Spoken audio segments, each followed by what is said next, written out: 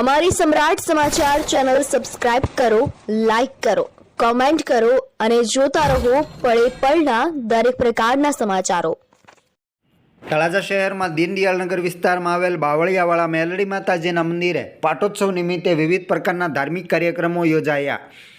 ભાવનગર જિલ્લાના તળાજા તાલુકાના જુદા જુદા વિસ્તારમાં ધાર્મિક કાર્યક્રમનું આયોજન કરવામાં આવી રહ્યું છે। ભજન, કીર્તન, સત્સંગ, સંતવાણી ડાયરો, મહાયજ્ઞ સહિતના ધાર્મિક કાર્યક્રમનું આયોજન થઈ રહ્યું છે। ત્યારે આજે જાણવા મળતી માહિતી મુજબ તળાજા શહેરના દીનદયાળનગર વિસ્તારમાં આવેલ બાવળિયાવાળા મેલડી માતાજીના મંદિરે મહાયજ્ઞ, મહાઆરતી સહિતના વિવિધ પ્રકારના ધાર્મિક કાર્યક્રમનું આયોજન કરવામાં આવ્યું હતું।